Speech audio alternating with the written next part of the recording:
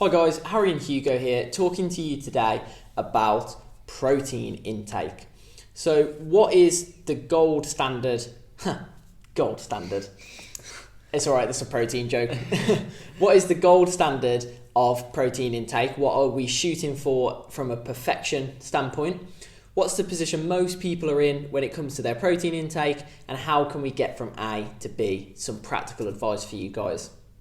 So, the perfection standpoint we're looking for, the quantity of protein per person has been tested over different studies, and what they've found is that 1 gram per pound of body mass tends to be sufficient for somebody who is a very active person and who's training.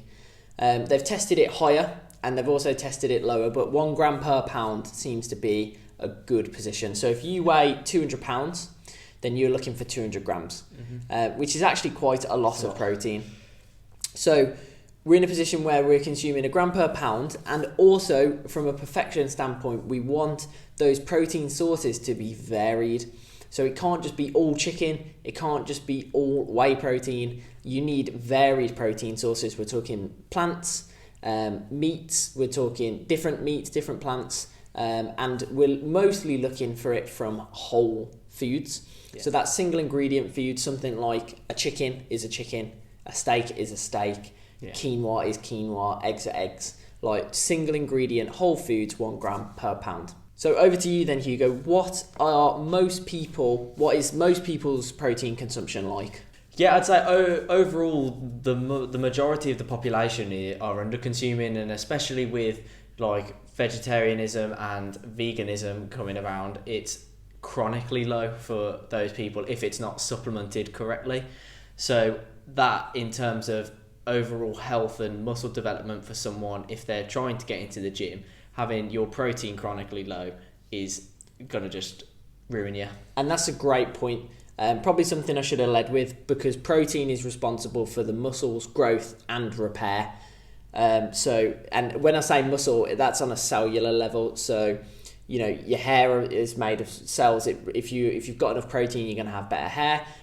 Your nails, your skin. But especially we're looking at your muscle tissue when it comes to getting in shape. So that's a great point. Yeah. So if we're trying to get people from this position of chronic underconsumption to what is actually quite a high amount of protein, what are some practical ways that somebody could increase their protein intake easily? The easiest one for me is I'd suggest protein shakes, because they're simple to make. You can make them high calorie, low calorie. There's loads of variety. You got different flavors. I should be sponsored by a protein. You really should. Protein brand, but they're just so easy. Drink them on the go. It's just it's the easiest way to get a high amount of protein in a quick and easy space of time. Yeah, absolutely. That's our go-to, isn't it? Like most people that we train, we prescribe shakes.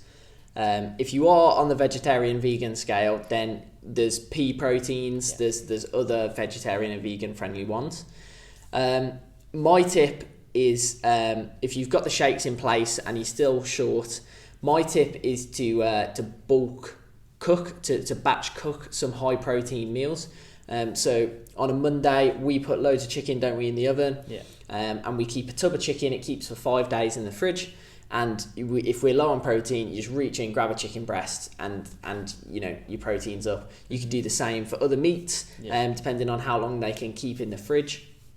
So bulk cooking is going to give you, or batch cooking is going to give you a constant supply, so that if you are running low, you can grab it quickly rather than needing to stand and cook. Like every time. Every single time. If you've got 6 chicken breasts, it's saving you 6 times you've got to stop and cook for the rest of the week. Exactly. And those are probably 2 of our most simple suggestions. Each suggestion is going to be different for different people, depending on your requirements of the day, your circumstances, the amount of time you have. But the key to discovering your best way to increase your protein intake is to first of all observe. We need to look at the week objectively and see where there's opportunity for you to increase your intake. Maybe it's a shake, maybe it's doing some extra cooking in advance.